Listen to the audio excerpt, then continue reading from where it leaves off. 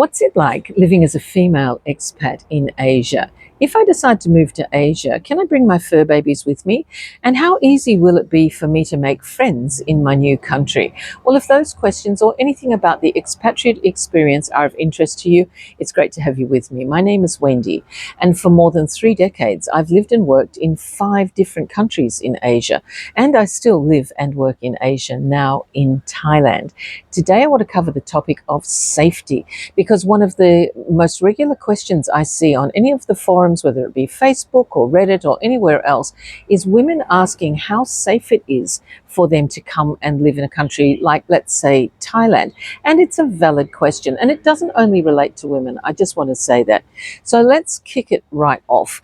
The American Advisory Board are currently recommending that countries like Vietnam, Thailand, Malaysia, Laos, the Philippines, Indonesia, Singapore, and Hong Kong are some of the safest places in the world for women to travel and live alone. And isn't that interesting? So if that was as simple as the whole topic was, this video would be done and you could get on with your day. But obviously there's more complexity to that type of thing. So I want to cover some things that are a little bit more in depth, if you like. And please excuse, I don't know what's happening in the background there, but something's happening with the garden of the cafe that I'm currently recording in.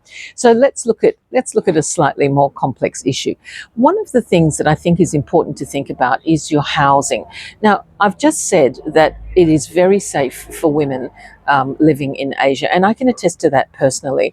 But one of the things that you do need to sort of be aware of is with your home. So if you're living in Asia, first of all, you have to think to yourself, how long am I going to be there? Am I going to be like a snowbird, one of these people who comes in for 3 months or comes in for 6 months in the winter in Europe or in the States, and then flies back? Because your house is essentially going to be empty unless you sublet it or something like that.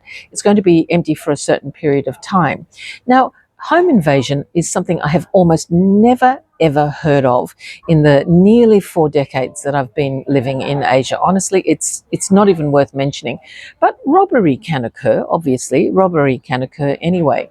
So one of the things you might want to think about is your home situation. Where are you going to live? If you're living in a gated community, you've got security built in there. So if you're away for 3 months, you know that there's someone sort of vaguely keeping an eye on things. I live in a cul-de-sac street in a townhouse, and there's a little bit of sort of unofficial neighbourhood watch, you might say. Or you might have a condo where you can just lock the key, lock the door, and everything's safe inside, and there will also be security there. It's not regular where I live, and it's not rife throughout Asia, but let's be honest, robbery can happen anywhere. It can happen in your home country too. So you would take the same precautions. Maybe you set up one of those camera situations where you keep an eye on things, or you have alarms. You don't have to worry about your personal safety in that situation, but if you're leaving a home for, let's say, 3 months or 6 months, and you've got some precious things in there, that is something that you might want to consider. One of the other things you want to think about a little bit is this idea that sometimes your drinks can get spiked. Now, I'm here to tell you that the only time I've really ever heard of that happening in all of the years in Asia tend to be at the party islands in Thailand. So let's say Koh Phangan with the full moon parties and things, and somebody throws an ecstasy tablet into a bucket and all hell breaks loose. And that sort of thing you have to watch out for. I have to say, that sort of thing you probably have to watch out for everywhere. I don't go out, I'm too old to go out to nightclubs anymore, but even when I was still doing the party thing, that was something that I watched out for as well. But again, it's not rife. It's not something that you're constantly on edge about.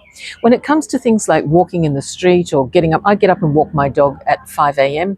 It's pitch black where I live. I walk down onto the beach totally unhindered, and that can happen in any city that I've ever lived in. Hong Kong, I lived there for 16 years, one of the safest places. I've raised kids there, totally safe. And it's the same for women everywhere. One of the things about being an expatriate female is we tend to stand out. So whether you are a gorgeous Nigerian woman who's 6 foot tall with ebony skin, or a Scandinavian who's the same height or shorter, like me, I'm short, or blonde hair, blue eyed, or just somebody who's looks kind of boring like me, you stand out. People are watching you. They're not watching you in a creepy way. They're kind of like, oh, there goes that lady. And so that is actually an advantage, believe it or not, because if you start shouting, if something happens and you start shouting, everybody turns to look, right?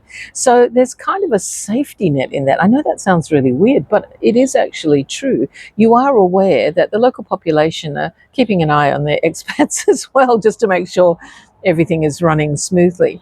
By the same token, though, if you're somebody who goes to the bank and you're going to take out, your monthly expenses in cash, and you're standing on the side of a street and you're counting your money in public, well, that's a bit dumb, because you're also being watched there. And I would never do that in my home country, and you wouldn't do it in Asia either.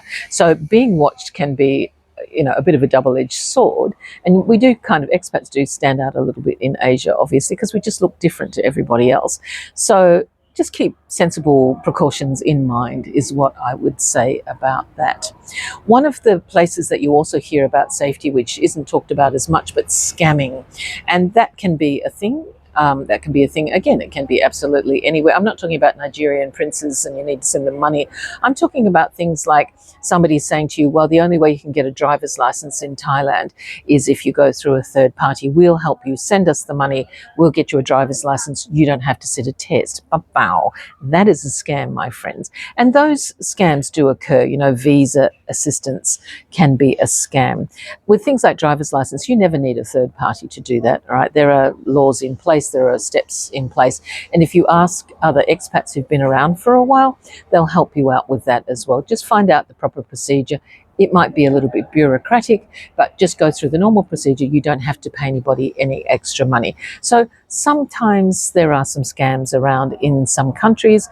Just use your smarts, ask other expats who have some experience, and don't get yourself scammed. For the visa thing, there are lots of very legitimate visa agencies throughout Asia, and sometimes because it is bureaucratic, it's easier to go through somebody like that, and I totally get that as well. I think using sensible precautions is on your side. I think that's in your favor. But outside of that, I would have to say that in the nearly 4 decades I've lived in Asia, one of the great advantages for me and also for raising a family was the sense of security, because I didn't have to worry about all of the stuff that I read in the news in other countries. Asia is not perfect, and I'm not saying that, that there isn't crime. Of course, there is crime, and there is crime in every country. But as an expat, you are not targeted and you do not have to worry. And as a woman who is now traveling solo, living solo, and an older woman, I've never felt safer anywhere than I have in the 5 different countries that I've lived, which means that when I go on holiday to outside of Asia, I suddenly get a little bit paranoid. So if that's a worry for you, let me just tell you now that as long as you're taking sensible precautions, you're not going to have any trouble. And I hope that helps. If you've got any other questions about that, or you'd like some clarification on any of those points, please do put a comment down below. Don't forget to like and subscribe. That really helps the algorithm and gives me a little boost every so often. And if you're talking to friends about, maybe moving to Asia or checking it out, why not share this video with them and share some advice, or check out some of the other videos that'll pop up at the end of this one. I've got my opinions on things like very young girls with much older guys, or trying to find a bra in Asia. That can be tricky. I won't say it's a scam, but it's harder. But any of those topics as well, don't forget to check out the other channels. Don't forget to check out the other videos, and I hope you have a great day. Bye.